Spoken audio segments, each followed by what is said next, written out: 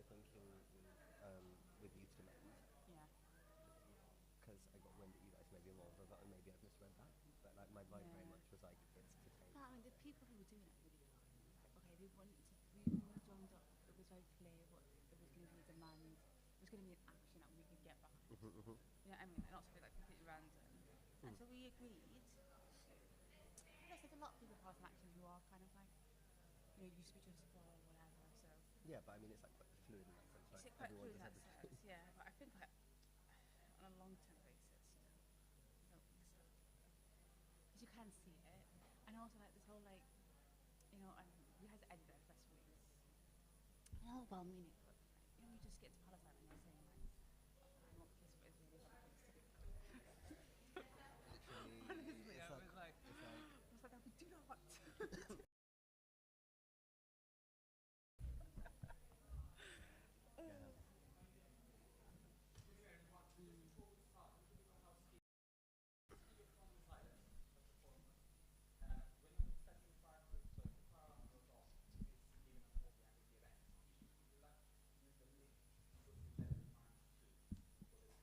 Right, we're still waiting for a few people to arrive. What we're planning on doing, interrupt the live stream, is we're going to show a short film that's been made as for part of the launch. So maybe if we can get that rolling now.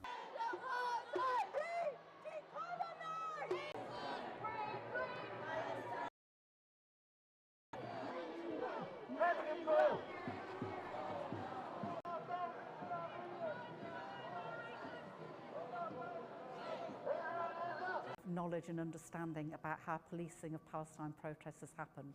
Streets or lobbying your MP to stop this genocide, you should read something of your own experience and understand what the police did to try and stop us. I think people understand that we're living through a cataclysmic moment in history by those who are victims of this genocidal violence. And it's apartheid undertaken by the Israeli state. Now, the global agitation around that has given rise to a scale and variety. I haven't seen it in my lifetime, and probably we haven't really seen it. A set of historical events that people rightly all around the world feel absolutely somewhere, either in Gaza or the West Bank, who's been facing this violence. And alongside, we've seen a real renewal of state repression of protest.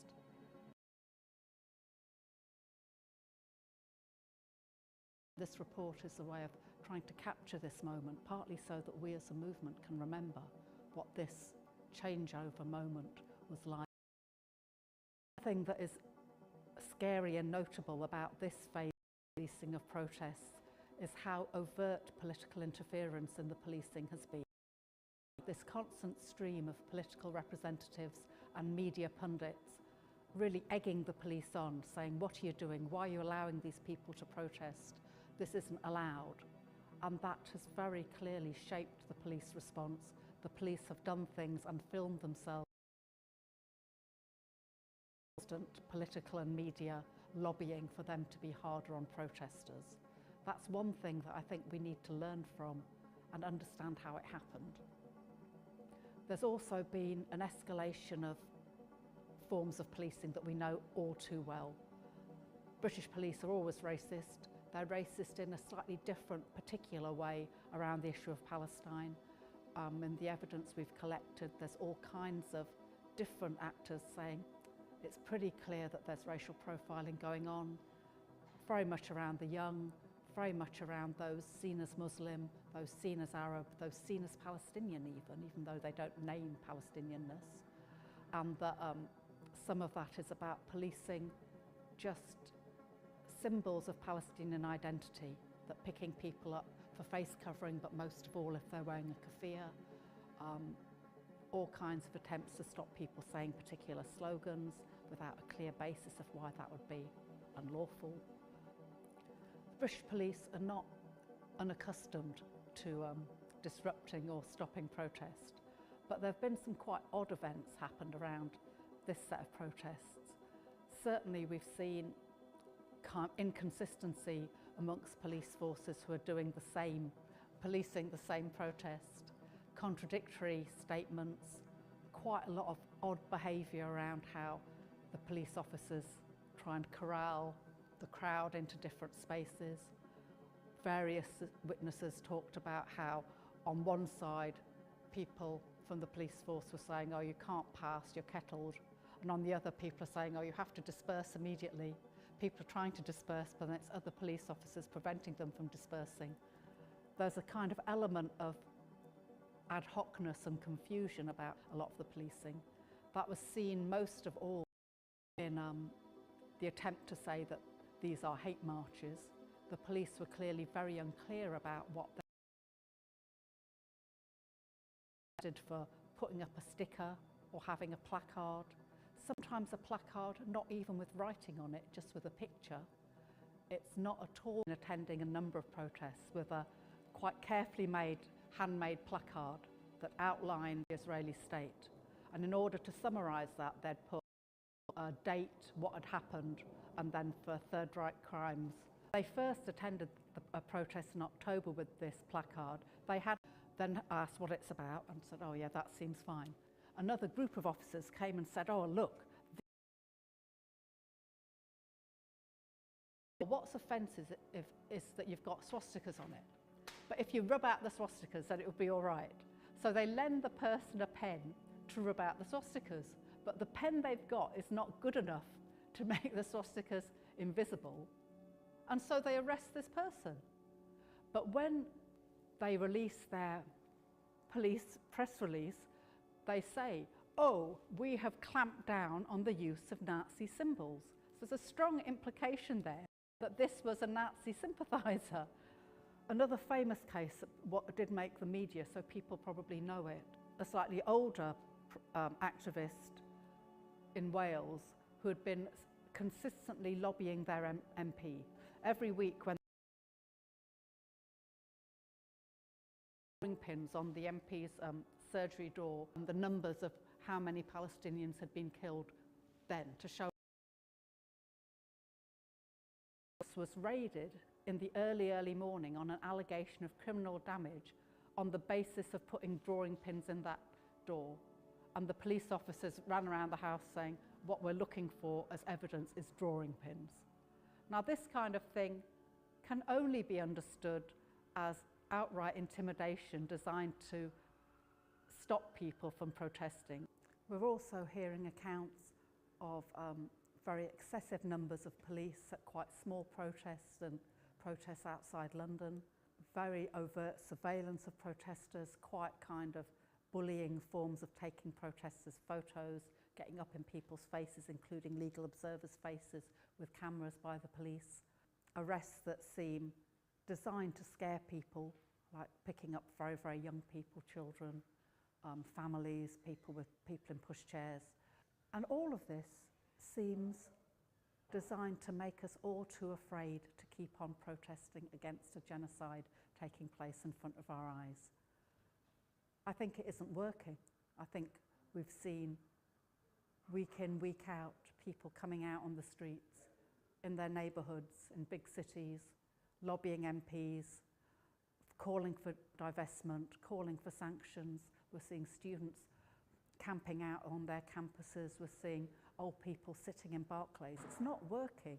It's becoming a very heightened kind of conflict between a state which says there are no terms on which we would accept these protests as legitimate and your right to undertake, and a mass public who are saying, how can we sit still when this kind of carnage is going on?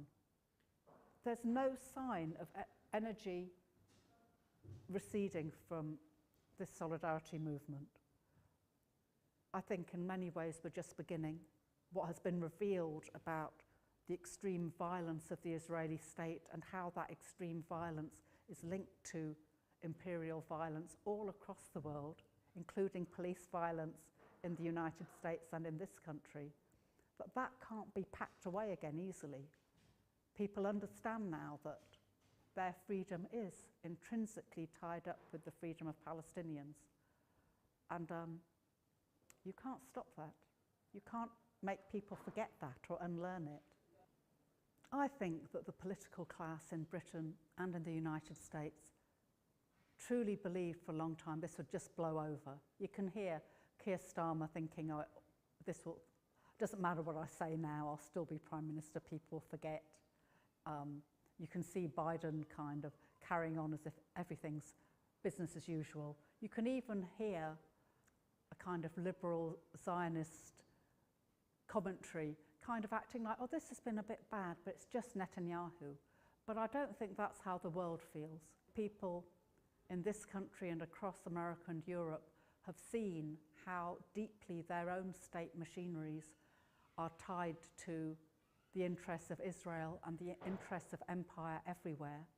And as part of those interests, don't give two peas about any of us. Don't care about the welfare of young people or children or old people, or whether there's housing or health, as long as there's some kind of big military machine owning the world. But it also can't be put back because of the global south. Sometimes in Britain we can forget that the rest of the world can see. But the rest of the world can see, and it can see what the West has been doing.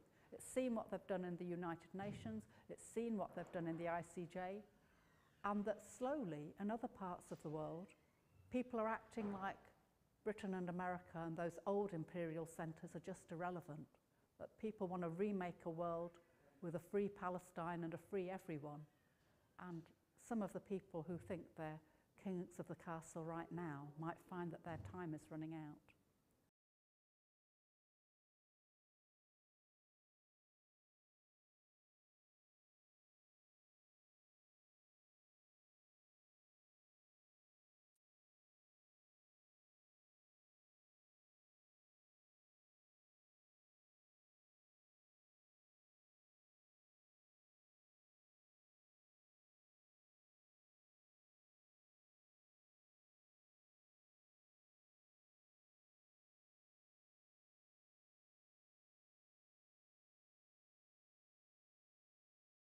To everyone who's here in person in London and all those who are watching on the live stream, welcome to the launch of In Our Millions, NetPol's new report on the policing of protests since October 2023 against Israeli genocide of the Palestinian people.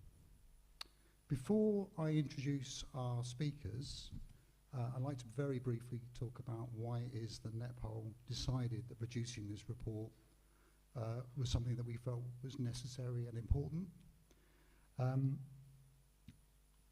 Like many of the previous reports that we've produced on the policing of extinction in 2020, the protests against the conference in Glasgow, NetPol has aimed to try to make sure that the stories of the people that were part of those movements are not marginalised. Well, that's so important is because also often the version of our kind of collective history we are shaping those the gathering and publication of those stories, and that applies just not only obviously to justice for the Palestinian people, but also all the other injustices that people are fighting, whether it's climate justice or whether it's racial justice and the other campaigns that have been mobilising. The other thing that I think is equally important in this is that the stories that we gather also show the way in which the police and the state have continued to view rights to freedom of assembly as essentially a nuisance to be cracked down on. In some ways, what's interesting about this report is that there are things that are in it that are reflected in all the stories we gathered, for instance, from the Black Lives Matter protests in 2020.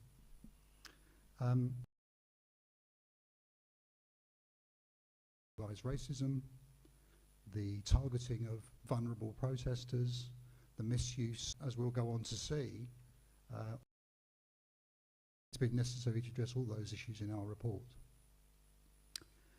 is that over the last 6 months we've seen the way that hate crime, supposedly intended to safeguard racialized communities under attack, have been turned in particular against Palestinians in this country, but also British Muslims and critics of Israel within Britain's Jewish communities. They've been turned against the kind of what's seen as the accepted narrative. What this has done is created an oppressive climate in which every act of Palestinian solidarity faces an unfair and unreasonable level of scrutiny.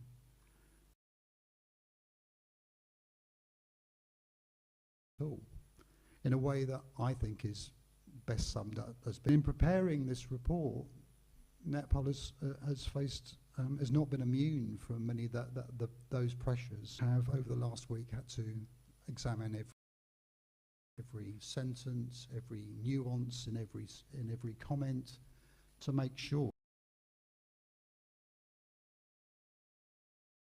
those people who will inevitably denounce this report anyway. Opportunities for the police, for the media, and for others to find a reason to immediately dismiss and discredit the evidence that we've gathered. In the same way that, unfortunately, the basic demands for a ceasefire and the end to Britain's complicity in genocide have been over the last 6 months.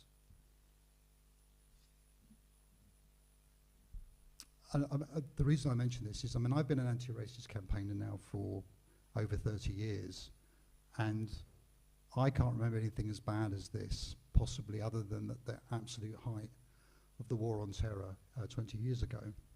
And sadly, that is the reality that we now face.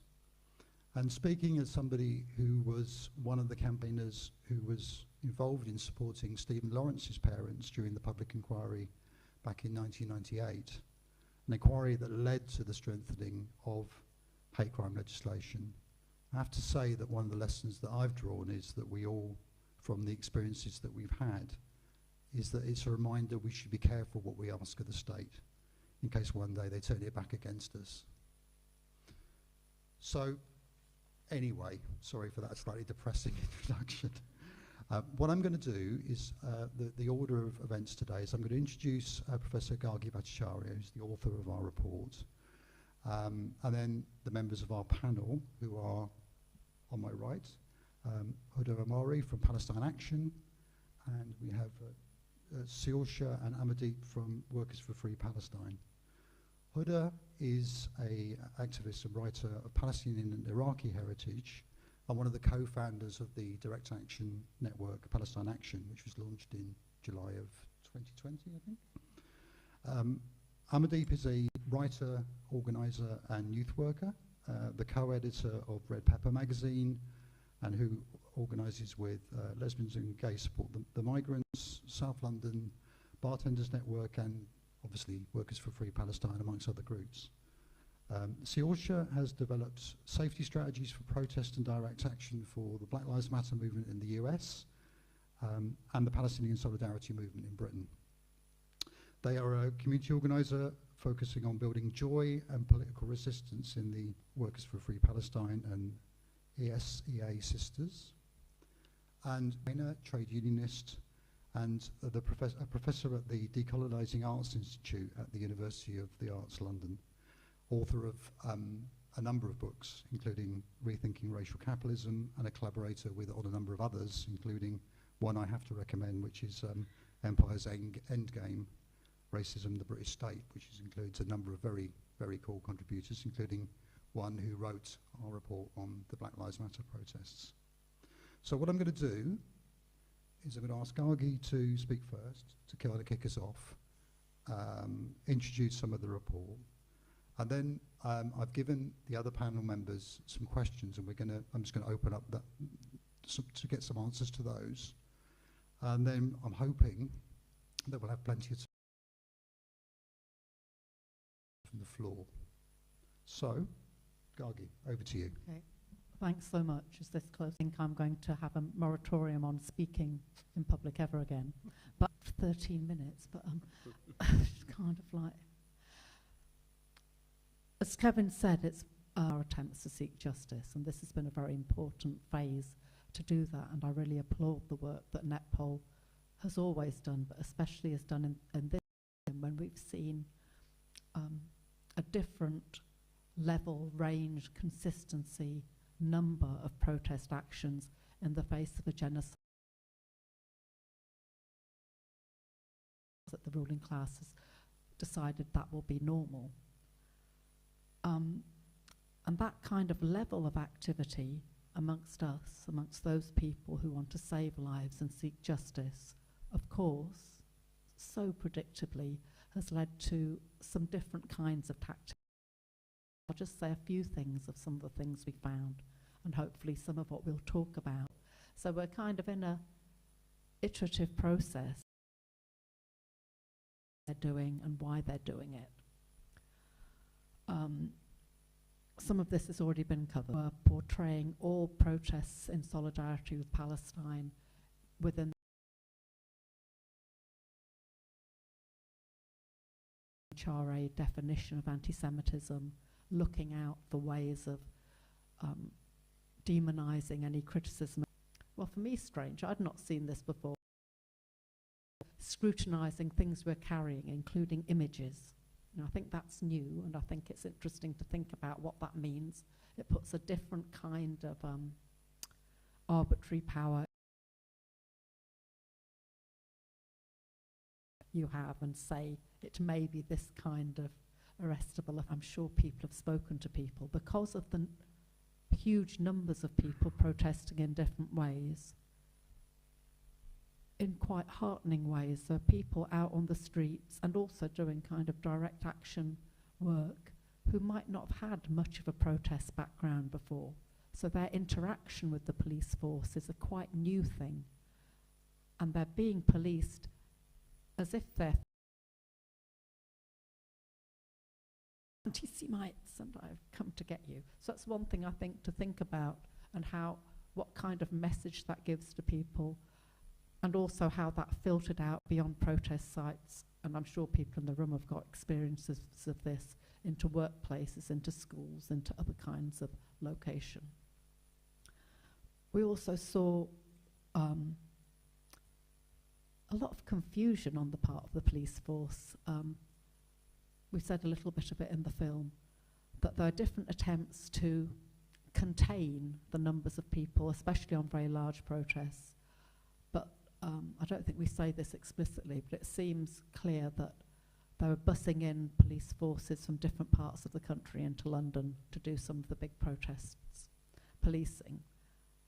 And there's not clear coordination even within the teams policing or across the different parts.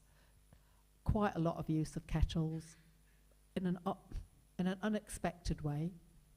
My own personal view from my experiences, some of those police officers had never done a kettle before, certainly didn't know why they were doing it. I certainly was at one place where, having had the senior officer say, you all need to leave through this, I heard the junior officer say, oh, ma'am, are we meant to hold the people here? They didn't know what they were doing. And there were certainly arrests made, or attempted arrests through some of those things. Alongside that, there was a lot of swooping in at the moment at which a protest is supposed. Sometimes that was a particular time. I think sometimes it was just when it became dusk. And we heard all kinds of things about how, in particular, young people were targeted in those times, in large and small protests. You know, I think there's a question about what it is to disperse, and at what point you're not allowed to be in the street as a young person, and why you should understand that I'm not allowed to be in the streets of my hometown because I'm allegedly meant to be dispersing now. And as Kevin has already said, a lot of that targeting followed very predictable racial profiling kinds of techniques. We know that black and brown young people were targeted very much around supposed Muslimness. We know not everyone is Muslim. I don't have to explain to you that how the British police force read us. A lot of people were being asked to uncover their face. People who were saying, well, you know, there's a pandemic going on, and police saying, not anymore. But an extra rage if the face covering is a keffiyeh. Sometimes just a targeting of people wearing keffiyehs, a targeting of particular kinds of key slogans of the Palestinian liberation movement. People will have heard that there's been an ongoing tussle about whether we're allowed to say from the river to the sea. I think the answer in London, yes we are, but we don't like it, they don't like it. But from that also, people being picked up just for having writing in Arabic, even when they're translating the writing in Arabic, cops saying, but we don't have one of our own interpreters here. At least some arrests were on that basis.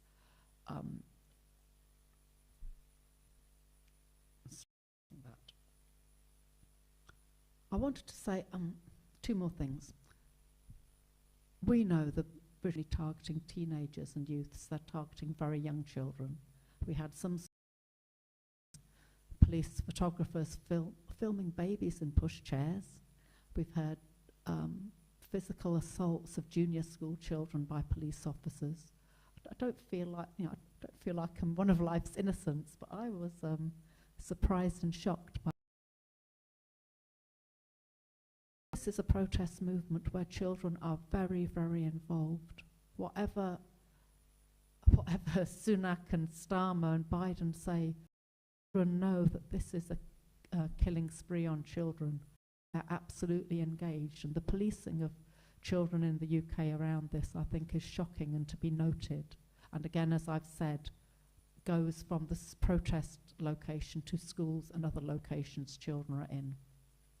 And the last thing I did want to say, I didn't make the cut, but I want to say it so not everything I say is very miserable. But I also think our side has been learning on the hoof.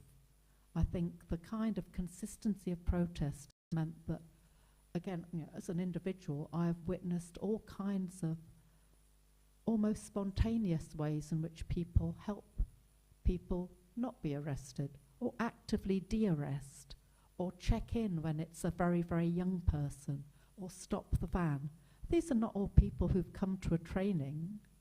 They're people who are learning together that this is what the state is doing, and to stand against genocide is also to stand against this state violence. And I think we should take some heart from that, but also think about how we can share those tips.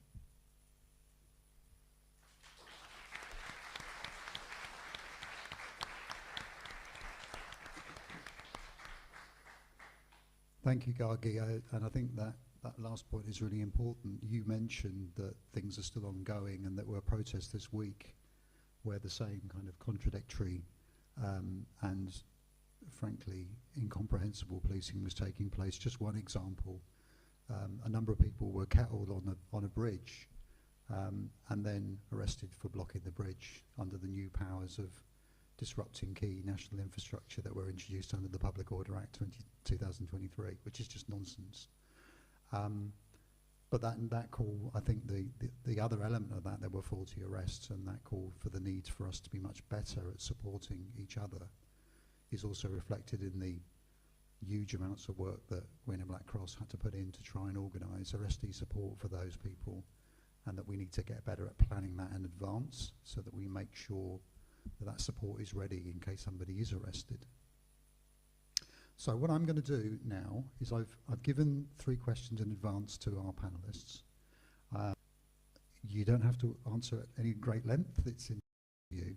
And then if you have any, it doesn't have to be questions, but it can be contributions, and I really focus on people's experiences over the last share. But first, so the first question I pose is this one.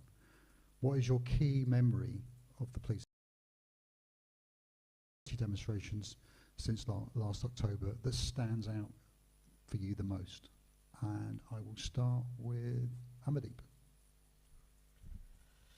Yeah, I'm going to be annoying. I mean, that personally questions the question just in the sense that there have been so many instances of policing that has been violent, more violent maybe than might be expected in comparable situations in other historical moments.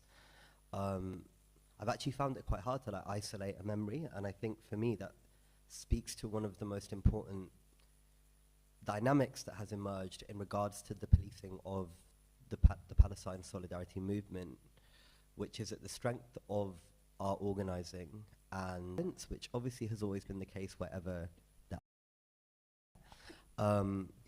But what that has catalyzed is a kind of really clear shift among people.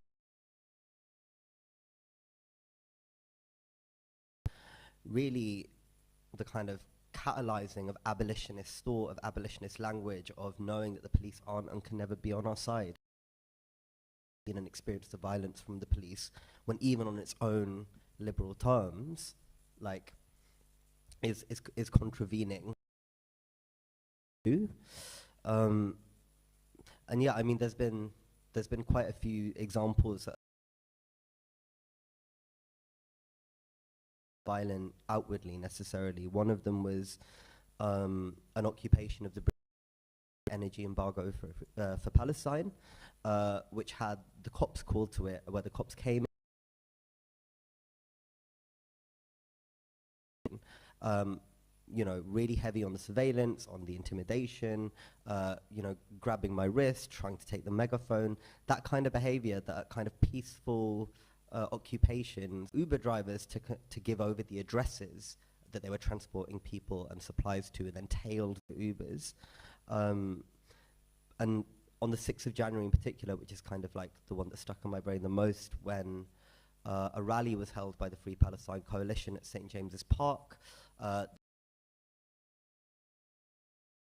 system made a number of arrests that were very violent, like really hurt people, like several of us got like chucked onto the road, got hit, got kicked. And then as we advanced towards Westminster Bridge, kettled a section of the march, and in doing so blocked off the bridge in any case, and just held it, kind of almost heightened the tension. And it really felt in that moment like the police were trying to play a game of that they could best us. There was no tactical advantage to what they were doing there. And of course, eventually they just had to stop kettling us because they were between two blocks. But more than any of that, though, is the militarism and the resistance that Gagi was talking about sticks out to me, though, right? So, like, when I think about instances of policing, what I think about much more is the much more canny way that people are responding to it, and the militancy that's deriving from that, the way that people really are engaging in trying to de-arrest quite quickly, that when de-arrest doesn't happen, people are surrounding vans and sitting down. That kind of behavior is happening in a way that isn't necessarily coordinated by one specific activist or organizer or group. Like, we've reached a stage where the movement and the crowd is able to respond in that kind of way. And I think that's what I want to hold on to, is that despite the level of violence and surveillance, actually the level of like kind of street tactics and militancy is growing in a way that feels really, really beautiful. Thank you. I actually want to go to Cyril Jeanette's, because this sort of fits in with some of your particular experience. So, I mean, do you have any particular moment, or is it the same thing? Is there so many?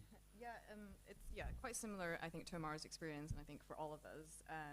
But certainly, all the things from the report really resonate in terms of the over-targeting of children, and the kind of misapplication of like force depending on where the event is happening. So, like, for example, a protest in Brixton is going to be policed very differently than the big central marches, although obviously that is now changing.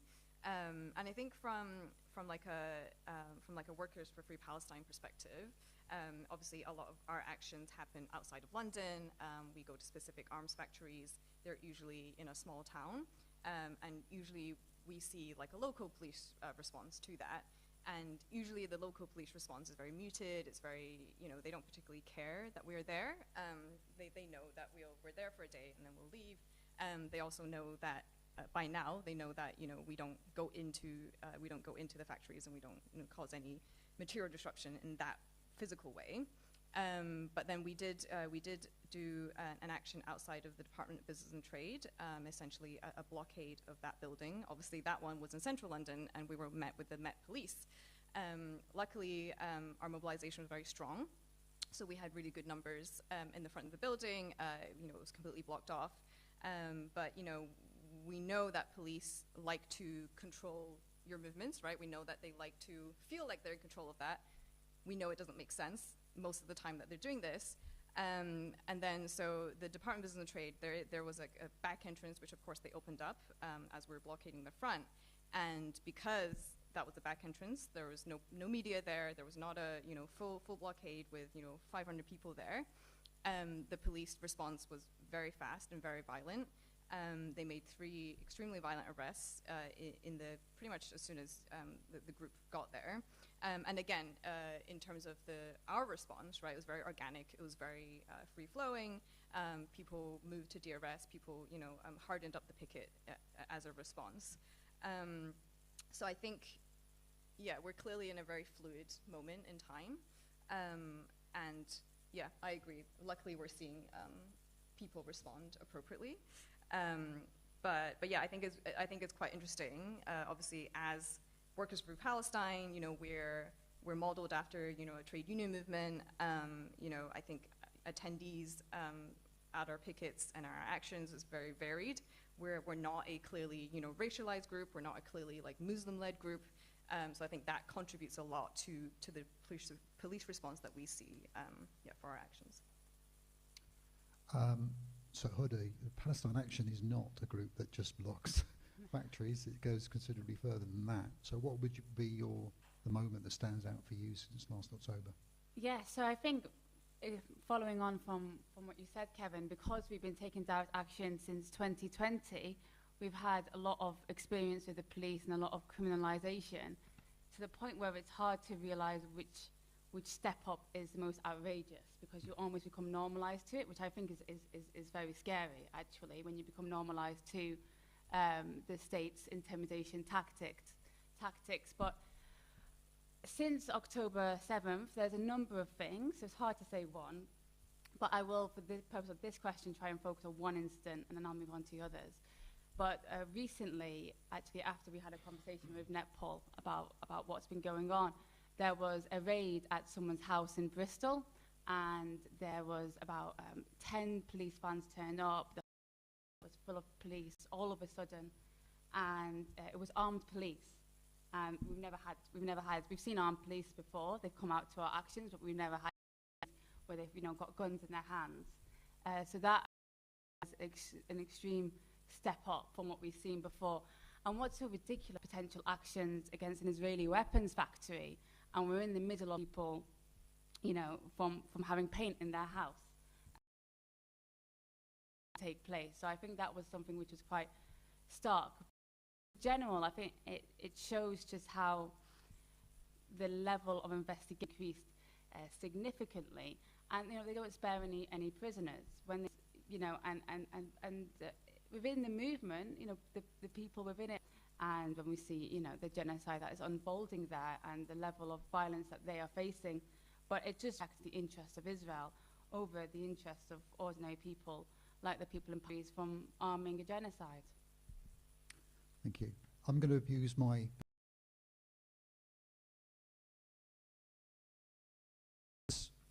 it's partly because of some stuff that's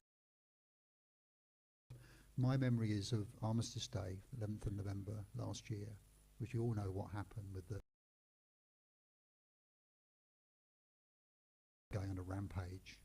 But what really sticks in my mind is the press conference that was given before that by Deputy Assistant Commissioner Lawrence Taylor, who said, "I'm not really worried about any of these groups. The trouble is going to come from the Palestinian protesters." And absolutely doubled down on that for the moment, of course, when that was no longer true. And the reason why that is a memory that sticks in my head is because there is another far-right mobilisation on Saturday taking place in central London, which will be anti-fascists will be mobilising against. We will see whether the police are still so casually uninterested in the far right, or whether they will once again focus their policing on Palestine solidarity demonstrators. Gargi, do you want to add anything at all? Or okay, so I will. I'll move on then. Second question I posed was, what is the most serious concern you have amongst the many things that we've heard today, obviously, the most serious concern that you have about the policing of these demonstrations. And I will, Huda, if I can come back to you, Yeah, so because I think you may have answered the armed police at somebody's house is probably it, but yeah, well, actually, I'm not sure at this point.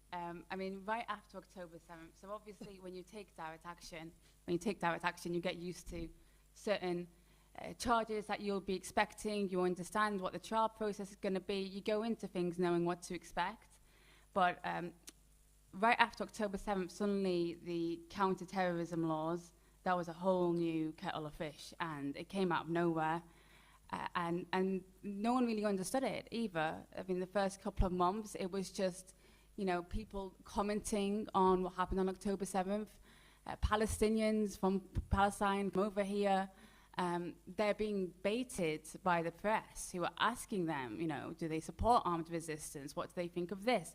They're being entrapped, basically, into talking about armed resistance and not realizing that, you know, just saying 3 words, which I won't say because they'll probably arrest me for it, can get you done for serious counter-terrorism laws in this country. And it's terrifying. That, I think, was one of the most terrifying things is the, you know, freedom of speech or lack of it. And when it comes to Palestine, people are used to not having freedom of speech. You know, we've gone through the whole being smeared as being anti-Semitic if you criticize Israel. But this was different because not only now can they dox you and say you're anti-Semitic and contact your workplace and try and smear your name, now they can tag counter-terrorism police and they can get the counter-terrorism police, you know, I'm talking about Zionist trolls basically on the internet, get counter-terrorism police, you know, banging down people's front doors, raiding their houses, taking their laptops, taking their equipment, for maybe a throwaway comment on Twitter or something that they've said at a speech. And, you know, and also the bail conditions that we're seeing being put on people. One of the first incidents, I think, was it was a young Palestinian woman in Brighton, you know, and they put her all over the media. She gets kicked out of university. I think she's going to face a trial coming up. And, you know, there's been more examples, very close friends of mine who have, you know, had similar experiences. And the bail conditions they've been putting on, things like you're not allowed to, for some people, not all, you're not allowed to have a phone, your own phone. You have to use a police phone so they can track you all the time. That's in addition to having to sign on regularly, you know, 3 times a week. You have to go to the police station. And yeah, and in addition to that, I think on the freedom of speech aspect of things, some close Palestinian Palestine action, but they weren't actually on the action. They just came afterwards, as often happens, and came to support the action at the front. And they were chanting from the river to the sea, Palestine will be free. And they were arrested for, I can't remember what the offence was, a racially aggravated hate crime, something. And, you know, they're clearly saying, you know, I'm Palestinian, they're chanting. These are chants that just a few days before they would have said in a demo, nothing would have happened. But suddenly, arrested for it. No one knows the rules. Just a week before, 2 weeks before, I think it came out, there was big articles on a student visa. One of them is a British citizen, and they can't ever meet up with more than 2 people. So even as a friendship group, you know, and eventually we made some noise in the press, and about, you know, 2 months later, their conditions get dropped. But, you know, all during that whole, they can't speak publicly. They're being effectively silenced, and I think there has been a huge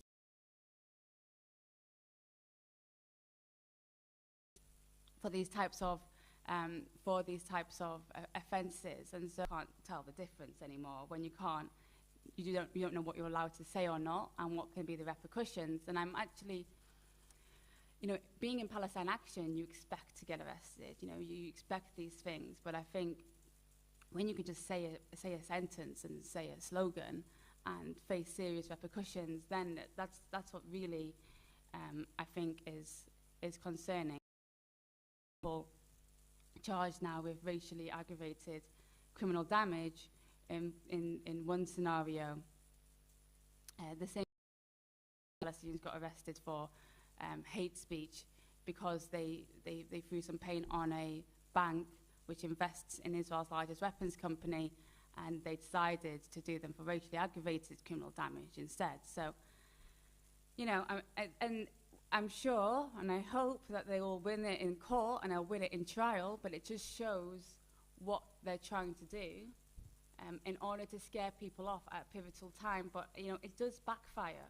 It does backfire. You know, they came out, you know, my friends didn't stop protesting. As soon as their bail conditions were off, they were back out protesting. If people aren't going to stop when there's a genocide going on, especially. And so I think, you know, one of the flip sides of oppression is more resistance, and I think that's what we're also seeing happening. That issue about bail conditions is a real. I mean, the people that were arrested, I'm not sure people know this, the people that were arrested this week have been given bail conditions preventing them from attending any demonstration for 3 months, which is, you know, it's an absolutely fundamental denial of their right to freedom of expression and assembly. There's examples that are buried in the report, and you do need to go into some of the details, but one of them is about, one of the pieces of information we were given was about how some people were given bail conditions, and then the police then turned up at their house on the day of a demonstration to make sure that they hadn't gone on the demo. Now, in probably the best part of 20 years of doing this stuff, I've never heard about that ever happening. Right? That level of enforcement of bail conditions, and it is a reflection of something new. Let me ask Silsha next. So what is the most serious concern that you have about the policing of these demonstrations? Yeah, I think for me, it's as the state gets more desperate, right? As you know, it's obviously not fading. The global movement is growing, and you know, as we get closer and closer to materially impacting the state operation, so basically, as we escalate, they will escalate as well. My day job requires me to understand AI and kind of how that technology is developing. So my main concern is the use of surveillance, both in the UK and just globally. And we know the blue and white state uses a lot of AI tools for their genocide and destruction. So I think it's additional surveillance, the insane levels of surveillance that we're seeing, and then that being used to do the very personalized targeting that Huda's talking about, that we've all seen from our friends and from other organizers, and even just to, obviously it has real implications for organizers, right? The way that they're tracking your movements, and the way that you know, with these bail conditions, with the serious disruption prevention orders, the amount of people they have to surveil is really, really scary, right? Like they say, yes, it's only going to be specific organizers that we want to make sure that, you know, they're not doing X, Y, Z, but to facilitate that enforcement, right? The amount of people they have to actually surveil is huge to that. And then I think also they're using that surveillance for just more and more intimidation as well. At the Department of Business and Trade Action, there was an attendee, so not one of our organizers, there was an attendee who was approached by a police officer who was, those are at the back, so, you know, when they approached him randomly, told him his full government name, told him about the specific squat that he'd been staying in, and the fact that he'd been going to and from. So this is the level of intimidation, and these are the resources, the amount of resources that they have to spend on things like that. In addition to, because, you know, we know that the UK and the US collaborate on intelligence, on surveillance, this also really affects our movements to and from the US as well. We know that the US border, they can ask you to, you know, show your phone, right, all your information, basically. Having the sophisticated tools to be able to kind of build these of surveillance is really terrifying. And we also know that the most are, you know, based in Israel. So for me, the kind of global surveillance level, because it has been something that Netpol has been banging on about to the movements that we work with, often with quite partly because, of course, as well as all the increased technology, is that so much of the information that is gathered by the police is stuff that we give away ourselves.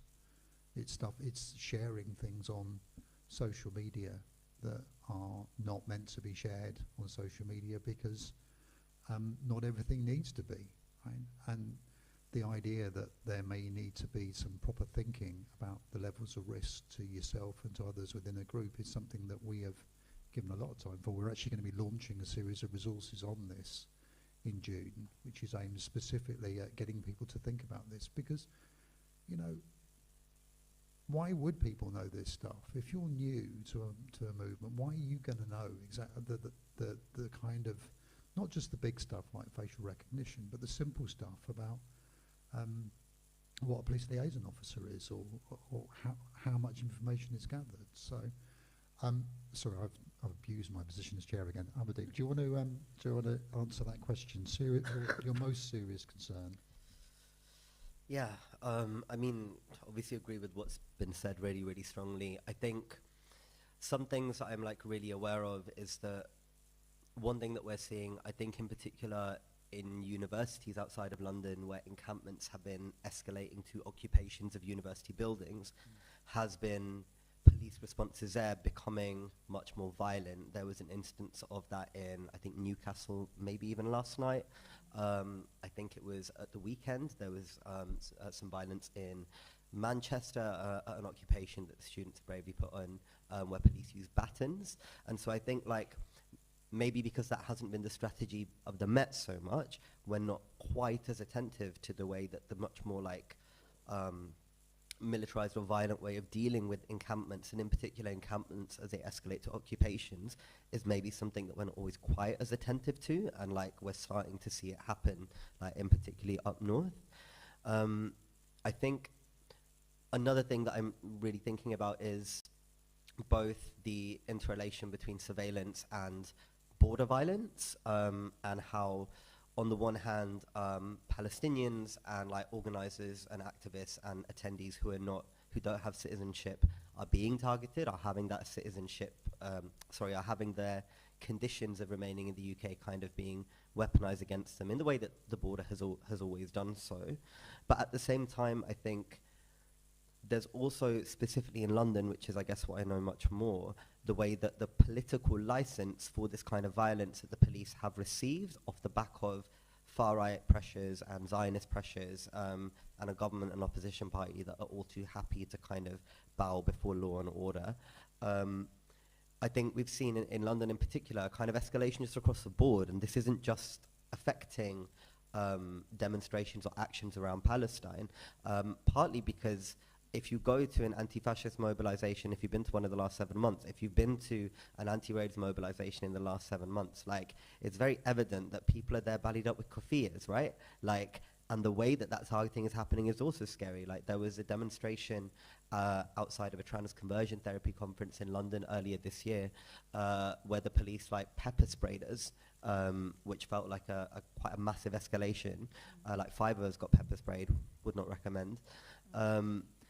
And then additionally, with the huge criminalization of anti-border organizing that's happened over the last month with the Bibi Stockholm removals, like I was at Peckham a couple of weeks ago, and it's obviously very obvious to the police, you know, those of us who are there who are also active in Palestine Solidarity organizing, were being surveilled to that extent that I don't think all of the arrests that happened were just purely random. Like, I'm sure that there's some kind of knowledge of who are the organizers at the kind of the key intersection of like anti-border violence, anti-fascism, and anti-Zionist violence, which is obviously both of those two, right?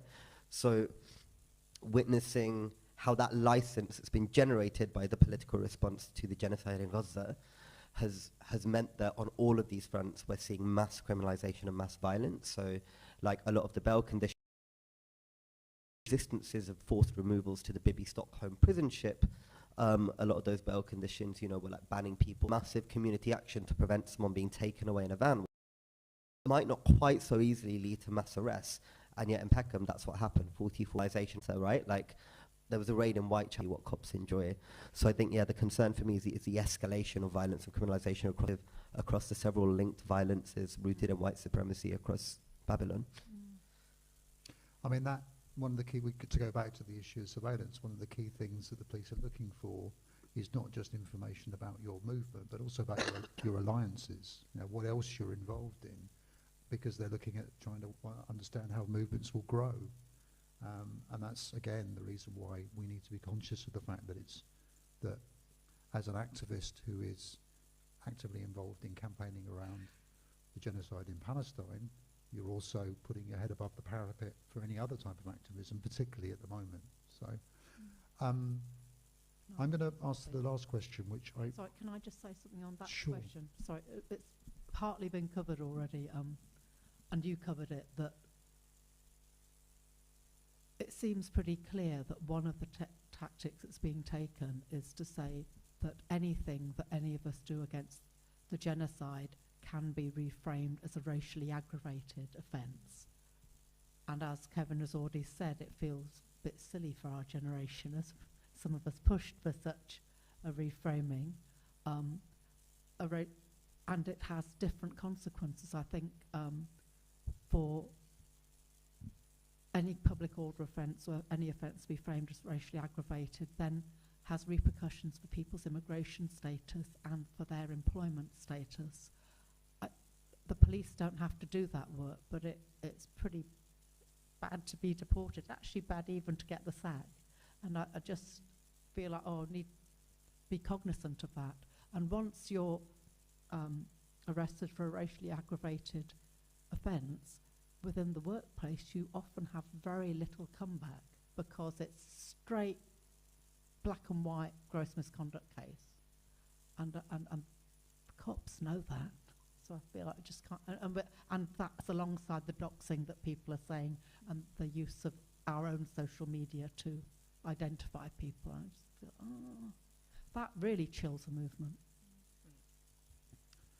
So the final question I want to ask is this, and I realise actually looking at it again that it probably needs to be slightly reframed, because it was, what is the one important change that you want to see in the future? I don't mean what is the one reform that you want to see in the future, because there is a reason why our report doesn't talk about a bunch of reforms, because there's no point in asking for things from the state that you're not going to get. But it's not all been gloom and doom. There are examples for things that people have talked about which are positive. So in the very broadest sense, and Gargi, I'm going to ask you to go first on this one. What is the one important change that you want to see in the future as something that is learned from the experience of the last 6 months? An important change for us or for them? It can be for us or for them, or for, you can just answer the question in whatever way you want, really. I mean, I think a number of us have already spoken about this. It's not comfortable, but I think the kind of face-off that a very, very varied mass movement against genocide is facing in terms of state violence is drawing the battle lines much more clearly. And I'd like us to be able to say to each other more explicitly how we build and mobilise around that and equip each other, all different, you know, from the very old to the very young, to the very spiky, to the very sedentary, all of us, about how we use our understanding of policing and state violence to be agile in our protest techniques and find more and different ways, as we do every day, of taking care of each other. Huda, do you want to have a crack at answering this seemingly impossible question? Yeah, no, I think one of the key things is, this kind of follows on from the last answer I gave. I forgot to add this part, so I'll do that bit first. But I think one of the key things is that when it comes to the counter-terrorism stuff, something that I think a lot of us have noticed is that it's very political, in the sense that whichever cases get the most attention in the media are the ones where people get arrested and raided and possibly charged for them. And I think one of the key things which ties to that is that a lot of people who wouldn't necessarily be afraid to speak up on other issues, have been silent on their own oppression when it comes to these types of laws being used, because they're worried that if they agitate it more in the media, with positive media, then the barrage of right-wing and negative media will come as well, and it'll be more likely they'll be convicted. So it's a very difficult field to navigate, and I think it requires a lot more cross-solidarity across the movement when it comes to this stuff. And, you know, there have been instances when I've seen relatively influential people policing other people in the movement, and you're almost, it feels like setting up people to fail or to be arrested for these types of laws. And rather than policing each other's words and how exactly precise we are when we give public speeches, and if people get things wrong, showing solidarity and standing up against the state and standing up against these counter-terrorism laws, and not playing into the politicization of these arrests and amplifying it across the media. And I think on that, and I think for the first couple of months after October 7th, no one really knew what to do or say around the terror. So I think one of the key things is solidarity amongst different movements. Even if you wouldn't personally say something, you can still show solidarity with that person and be against them facing the state's wrath, basically. And also not to allow the state to isolate parts of the movement. We've seen this with the extremism, and Rishi Sunak's very dramatic speech outside his house in 10 Downing Street, where he said, you know, get rid of the Islamists and the extremists, and then, you know, Palestine Action has been told that we are an extreme group, and other groups as well. And I think they're clearly trying, the state are trying to say there are good protesters and bad protesters, and we should not play into that at all, or allow that to become a thing. Because even when it comes to good protesters, they don't even like that, right? So there is no good protesters in their eyes. But to allow them to divide us will be a fatal mistake. And also understanding that those who may be pushed more to the edge are maybe the ones who are taking on a lot of risk, who are shutting down the weapons factories, who are taking on a lot of personal risk and getting a lot of results, and not allowing them to isolate any part of the movement. We have to stand together. And when they realize that they can't do that is when you get closer to victory for all of the groups.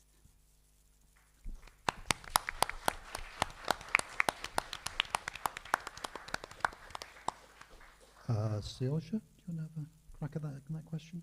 Yeah, definitely. I really want to echo what Huda said as well about we have to resist the temptation to self-police, right? I mean, you know, as the laws evolve, which they always will, as the police response gets more violent, it can be really tempting to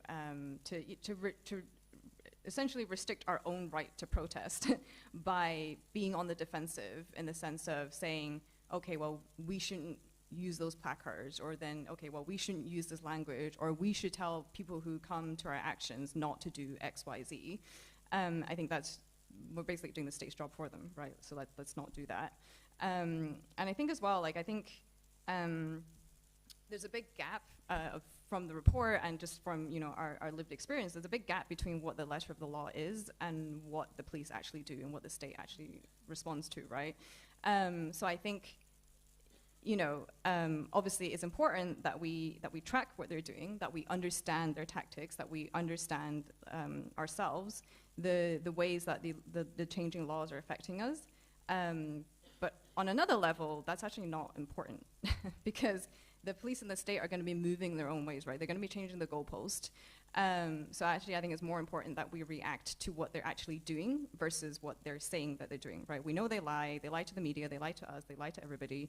So yeah, so I think it's really important that we don't focus on, being good, being obedient, you know, citizens of this country, and we actually, resist in a meaningful way, and we have to ourselves understand what that means, right? As an organizer, there's nothing more, I think, bad for a movement where it's just a mass of people that are mobilized, but don't take responsibility or don't have their own understanding of why they're in this movement, right? You know, organizers, we can do a lot on the ground or in preparation in terms of, you know, setting something up, you know, preparing for the day, preparing, you know, police station support, for example, but I think what happens on the day and how people show up, that needs to be a self-responsibility, and that needs to be taken seriously. And as organizers, we should facilitate that and not restrict ourselves and not restrict each other's right to protest as well. So yeah, I guess the summary of that is the one change would be, for us to understand the reality that we're in and to respond to that, and for us all to take personal responsibility to do that. Thank you. We're quite pressed for time, so Amadou, do you want to have a crack at that last one, and then I want to try and see if we've got a little bit of time to take some questions. Yeah, I mean, the joke's answer to that question, I guess, is abolition. Like, that would be pretty good. I think that would sort stuff out. But the serious one, I guess, really want to echo what Huda has said about not falling into the idea of like good and bad protesters, and what Siyosa has said of not falling into the trap of thinking that our relative safety or our relative like differentiated criminalization or differentiated proximity to violence is a result of like necessarily like a particularly responsible way of organizing rather than how the state is moving. And it's really, really important to recognize that. I think a lot of that solidarity is being built. Like, I see a lot of that recognition in the movement. I know there are people who, will contribute to the pylon and will contribute to the dynamics that lead to the criminalization of our comrades, but those people are not actually in the movement. I think we should be honest about that. The people that say shit like that, they're not in the movement, they're not doing the work, and they can shout all they want. What we focus on is the material solidarities that we are forging through the work. I think I want us to take seriously the fact that this level of witnessing such an escalation in surveillance, we actually do have the capacity, we actually do have the skills to face that and to organize around it and to organize against it. And so, like, I don't want it to be the case that, like, people hear about, like, the way things are escalating from the state and say, okay, it's getting more spiky, I need to be more careful. Like, obviously, be careful, take precautions. But the fact is that actually, if we get upskilled and upskilled, if we focus on training each other up to take autonomous action, training each other up to keep each other safe, the next time the cops try and kettle us, they're not going to fucking be able to. So I want us to take seriously the power that we do.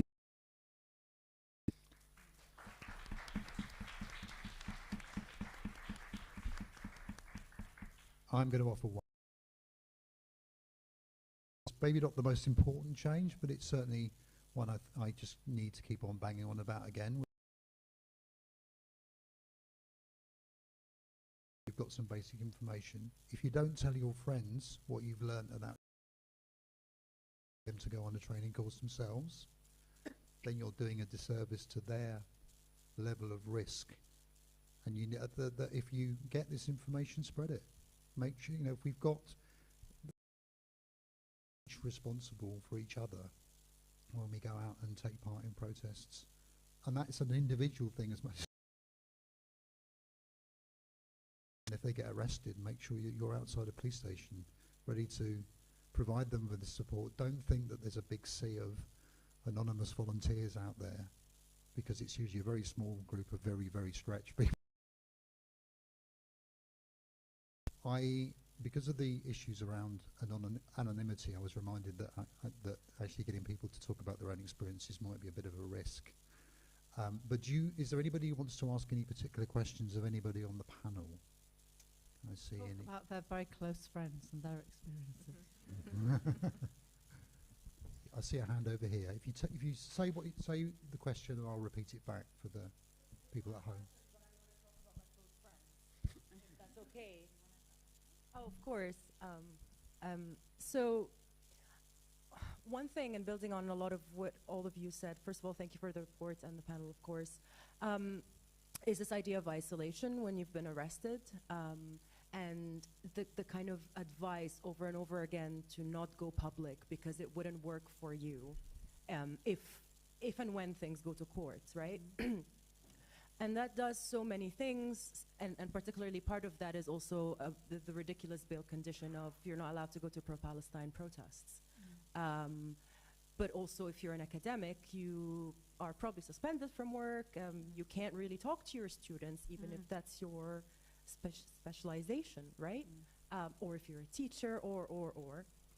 But also, I've noticed in the report this category of released under investigation, which is, to my understanding, not really it's a bullshit category, which essentially means that if your devices have been taken by the police, they still keep them. And while you might be free to leave the country, for example, you are expected, upon your return to the UK, and maybe other ports, I don't know, to, if asked, first of all, you'll be questioned, but also if asked about your PIN for any of your devices, you must comply. Otherwise, you'll be charged with a criminal offense. And I've seen this happen a few times, the RUI. And also part of that, it's not just the surveillance and the silencing, but it's also about your inability, while this the release under investigation category goes on forever, perhaps, is that you can't challenge police arrest, just in case. Just in case if this goes to a jury, the jury will be like, oh, actually, you're guilty, so, yeah.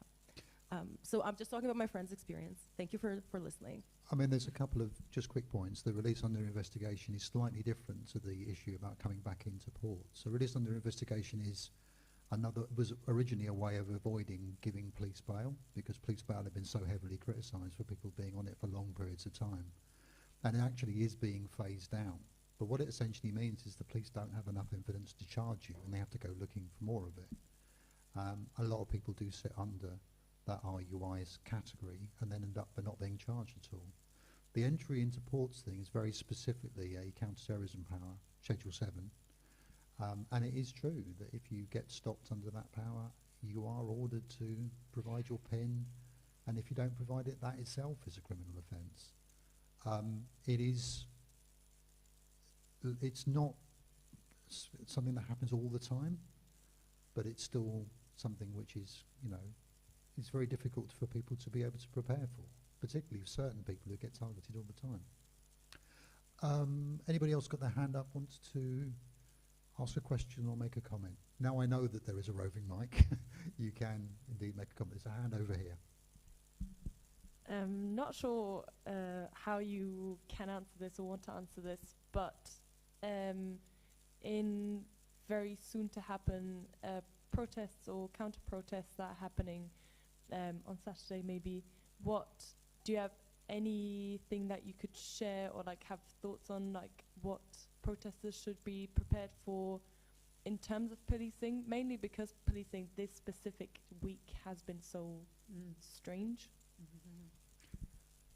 Wow, that's a tough one.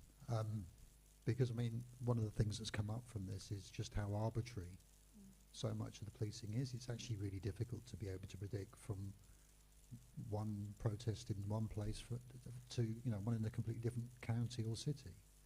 I think Saturday will be quite different as well, because we have the Zionist element, and that always makes police react even more unpredictably. So there's the combination of the police response and then the Zionist response, and then how we respond to that could potentially be quite fluid on the day. So I'm not sure if there's any particular advice. Personally, I would say just be prepared. And I think be in communication with others around you so that you can react to what's happening on the ground. Try to be in a group of 3 people. That's usually quite a good solid number to look out for each other, to do formations, to be defensive or maybe offensive. But yeah, maybe I shouldn't share too much on here. So we'll chat after the session. Obviously the presence of Tommy 3 names and certain fire-up groups is also, it's impossible to know exactly what the police's response to that will be, and it may well be, given the past experience, that they decide to very strongly focus on them. It's just impossible to say. That's the problem. I think that's good advice, though, that just don't be more aware that and stick together at this particular demonstration. So, any other comments at all? We've got about another 5 minutes, so not a long. Anyone? Yes, the front here.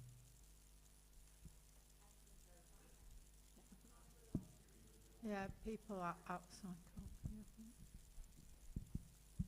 Yeah, a very predictable question from me, so apologies. Huda, you talked quite a lot about your particular concern on the use of counter-terror powers in quashing freedom of expression and how terrifying it is. So yeah, I know you've got a small section in the report on the use of counter-terror powers. Just wanted to hear a bit more maybe, whether there's any work that you're planning on doing further on this, whether that's from Palestine Action's end or from Netpol's end, on kind of challenging the use of counter-terror powers and on challenging the use of hate crime and hate speech powers as well, legislation more broadly. Thanks. Thank you for the question. I think on the terrorism thing, I mean, it's probably not a good approach, but I think myself and my friends who've, experienced what they can do, it's been more of a let's hope it goes away. And I don't think that was really working very well. But I do think that there is something about, we have heard of so many different people across the country who have experienced counter-terrorism arrests, who've had their stuff taken, been raided, and people don't really know how public to go, how not public to go, because it's so new. When it was mentioned before about courts and things, for myself and for others, when I've taken direct action against Elbit, I've been very public, about why I took my action. And even though my lawyer always tells me how to stop talking about it, but to be honest, I found it helped, because when I was on trial just last December, they're playing all the things I have to say about Elbit to a jury before I even have to speak. So they're hearing about it, and they're hearing about what this company does, and having to hear me talk over and over again about why I did this action. So, but this is a whole different kettle of fish, where the worry isn't so much how is the jury going to see it, it's how is the state now going to charge, what are they going to charge with? There is such a variation from glorifying terrorism to support of terrorism. I think glorifying is magistrates court, support is a Crown Court case, and the sentencing is so varied. You just don't know how to deal with it. And so I think that there will be, and there is organisations like Cage as well, who have been supporting people through this.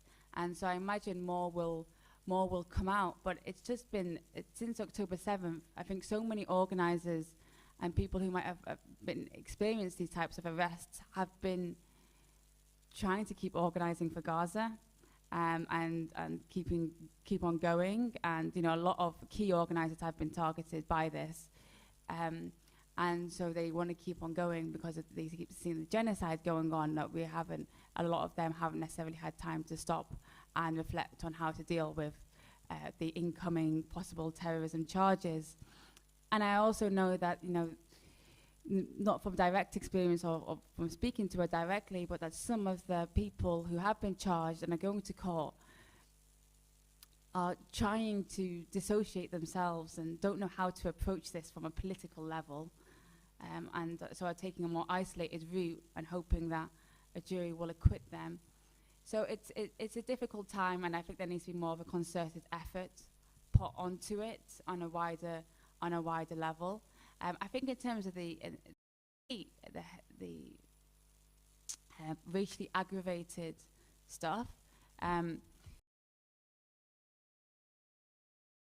the two Palestinians wasn't necessarily part of a Palestine Action. They were supporting it, but we did support them. They were my close friends. And one of the things we did was get media attention on it. They got it in The Guardian, and actually just a few days after it's in The Guardian, then they dropped the bail conditions.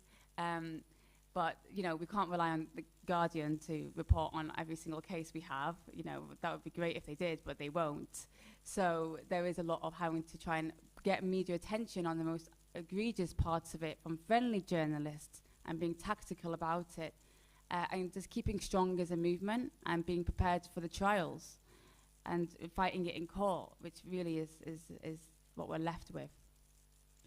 I mean, from Netpol's position, there is the crucial thing to remember, but say with the terrorism charges, is there is a difference between somebody being arrested for those and somebody being prosecuted for them. And quite often it's the threat or the possibility of even being arrested, but certainly of being charged, is the chilling effect that it has on people even protesting at all. And that's why I deliberately referenced that kind of heightened point of the so-called war on terror 20 years ago, because that's exactly what it was like then. I think with both those charges, and certainly with the racially aggravated charges, there's a difference as well between, partly because of the chaotic nature of much of the policing that Gargi talked about, of people just having to face long periods of waiting, and then the charges potentially being dropped at the last minute or being really poorly presented in court or whatever it might be. And that means a couple of things. One is to make sure you've got a good lawyer who understands this stuff, and there is a protest lawyers list that's available on NetPol's website. The other is to make sure that you have plenty of support for people who are in that position, because it's incredibly isolating. And then the final thing is to sue, right?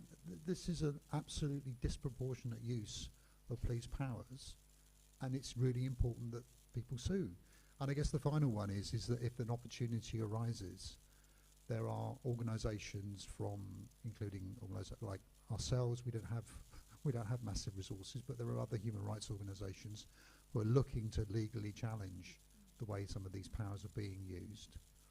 I know there are limited benefits sometimes in being able to do that within the confines of the law, but we still do have human rights protections. They still have some meaning, even within the awful situation that we talked about today, and we should use that. We should use that to push back against the disproportionate, arbitrary nature of the way that police powers are used.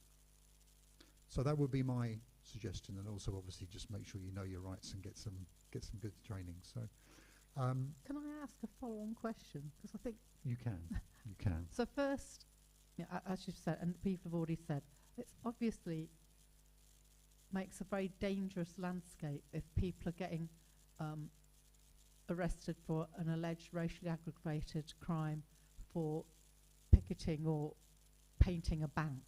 Like that means all bets are off then. So on the one hand, I think that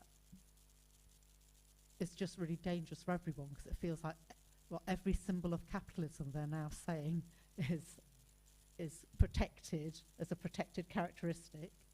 On the other hand, I've also actually, despite my doubts about what the law can do, feel anxious about what it does to actual racist violence and our ability to regulate or use any kind of legal challenge or regulation against that at all. So I just kind of wondered if you have any thoughts about what this period has done to, the state response to real racism, or maybe just to people in the room could say. I mean, that's a really big one. I mean, I have to say, at the time that racially aggravated offences were brought in the late 90s, I was part of a group, NetPol, that were opposed to the introduction of those, because we felt that they would not be used at a time when racial attacks were... Upside down things of all of it is that the racially aggravated laws are being used in a very racist way. And the instance I talked about, it was two Palestinians. They'd spoken the mic. They knew they were Palestinian. They'd said they were Palestinian. Targeted for calling for their homeland to be liberated. You can't. It's extreme. It's obviously racist. And then they're being told that they're racist for saying these things. I mean, it's so upside down. It's bonkers. It's absolutely it's insane, isn't it? It's just. But it does go back to the point I made at the beginning, right? If you expect the state to protect you, then you've probably got some very unrealistic expectations of what the reality is. And I think there's some really big lessons there for the queer movement as well, in relation to, I remember the peak of people talking about hate crime legislation, and even the adoption of the language of hate crime as crime being the operative word rather than any other language around harm. And the idea that the state can mediate that the heterosexist white supremacist state is going to mediate any kind of thing in relation to those structures that it creates through criminalization is surely out of the water by now. And I think, maybe this is too hopeful, but I think in terms of the movement, I think one thing that the kind of the stark disparity between the language, the race relations, industrial complex language we have around what racism is and all of that kind of stuff. Like, the movement at least seems to be shaking it off for a more materialist analysis of race. And that feels like something that does have important political utility to us, even though it obviously is a loss in terms of like the liberal protections around like hate. Those were always fragile anyway, and like actually a more materialist understanding of how race is constructed and how the state is constructing it, even through hate crime legislation, is actually like not a small thing for us to be realizing. Yeah, just a real life example of hate crime legislation being, well, one, ineffective, and two, actually purposely harmful. So the U.S. passed it was the COVID Hate Crime Act after a shooting incident in Atlanta where eight ESCA women were killed. And then in response to all the kind of street violence, right, that East and Southeast Asian people were facing in the US. So they created a Hate Crimes Act, which essentially just, gives more resources to policing, right? If you're going to frame hate crimes in a criminalized way, right, and that's a response, then all the resources go into more policing, more incarceration, and also more racist targeting, because we know that the majority of those incidents were perpetrated by white people, but the policing, right, and the kind of framing was more against black people, especially in the U.S. And again, I think hate crimes also is not the right framing, right? It's not that people hate other people. It's structural racism and structural issues that the state sanctions. So I think at best it's ineffective, and at worst it just increases policing and increases racialized violence that the police does. I'm afraid we've run out of time. Can I just ask you to show some appreciation for the panel members for their contribution?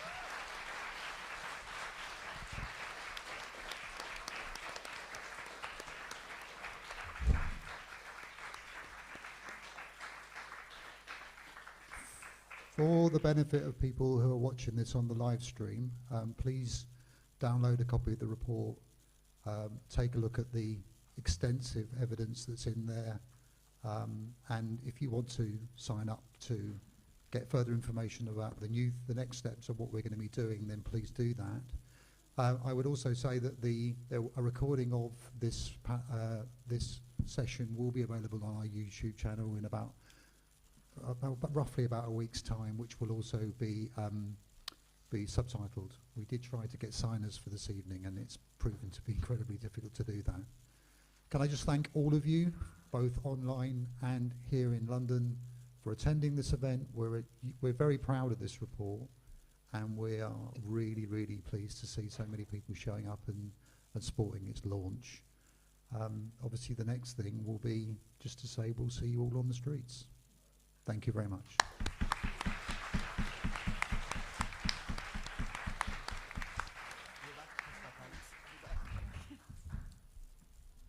And we're out.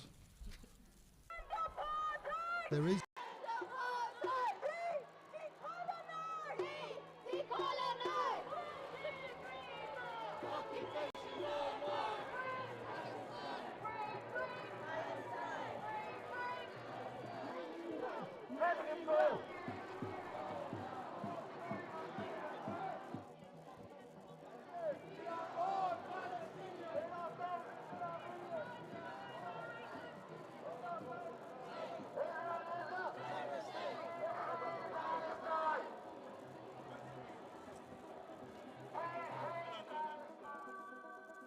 This NetPol report, In Our Millions, really brings together all kinds of knowledge and understanding about how policing of Palestine protests has happened. And if you were in the streets or in front of factories or in the banks or in the high streets or lobbying your MP to stop this genocide, you should read this report, because you'll see something of your own experience and understand what the police did to try and stop us. I think people understand that we're living through cataclysmic moment in history. This is not the first genocide, and sadly it probably won't be the last, but it is one which has been constantly documented by those who are victims of this genocidal violence. And it's happened as part of the long project of ethnic cleansing and apartheid undertaken by the Israeli state. Now, the global agitation around that has given rise to a scale and variety and consistency of protests that I don't think, well, we haven't seen it in my lifetime, and probably we haven't really seen it in the West since the 1960s. On the one hand, it's a set of historical events that people rightly all around the world feel absolutely part of, you know, not apart from, it's not just on our screens, it feels like it's part of us. For many of our friends, colleagues, comrades, it is part of them. Every Palestinian I know has family connections somewhere, either in Gaza or the West Bank, who's been facing this violence. And alongside that, there's this enormous resurgence of protest activity, and that's really heartening. Of course, alongside that, we've seen a real renewal of state repression of protest in big and small ways, sometimes in truly bizarre ways. And this report is a way of trying to capture this moment, partly so that we as a movement can remember what this changeover moment was like. One thing that is scary and notable about this phase of policing of protests is how overt political interference in the policing has been. That we've had this constant stream of political representatives and media pundits really egging the police on, saying, what are you doing? Why are you allowing these people to protest? This isn't allowed. And that has very clearly shaped the police response. The police have done things and filmed themselves as if to answer that constant political and media lobbying for them to be harder on protesters. That's one thing that I think we need to learn from and understand how it happened.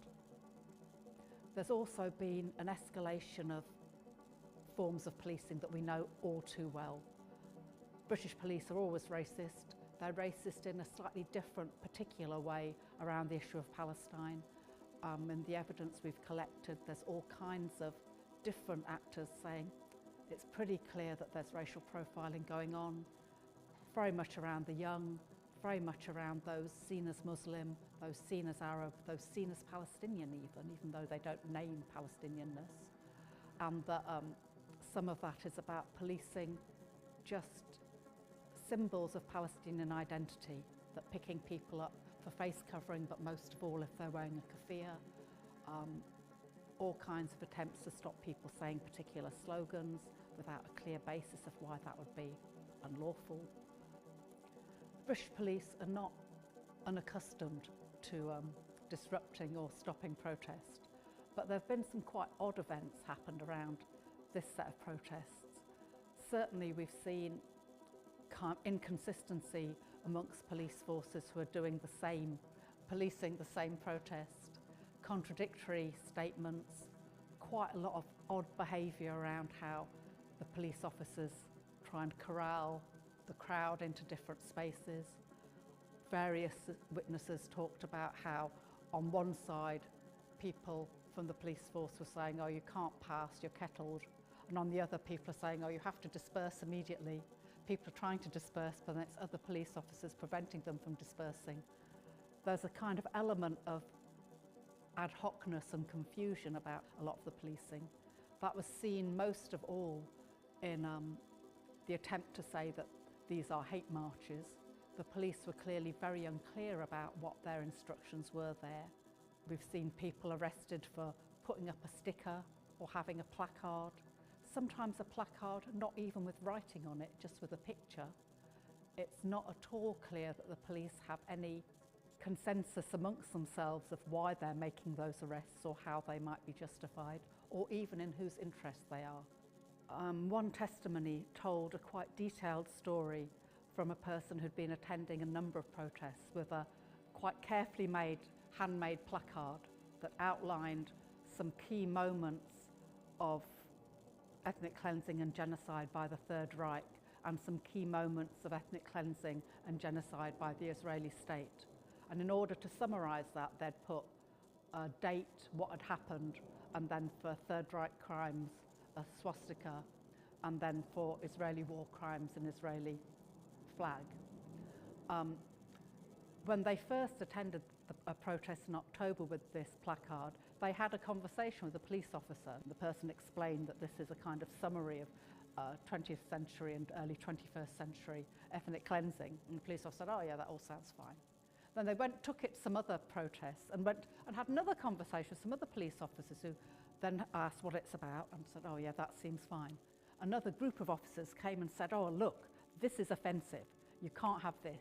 And the police officers say, oh, well, what's offensive is that you've got swastikas on it. But if you rub out the swastikas, then it will be all right. So they lend the person a pen to rub out the swastikas. But the pen they've got is not good enough to make the swastikas invisible. And so they arrest this person. But when they release their police press release, they say, oh, we have clamped down on the use of Nazi symbols. So there's a strong implication there that this was a Nazi sympathizer. Another famous case, what did make the media, so people probably know it, a slightly older activist in Wales who had been consistently lobbying their MP. Every week when they'd done a Palestine Solidarity stall, they'd pinned with drawing pins on the MP's surgery door and the numbers of how many Palestinians had been killed then to show a running toll. That person's house was raided in the early morning on an allegation of criminal damage on the basis of putting drawing pins in that door. And the police officers ran around the house saying, what we're looking for as evidence is drawing pins.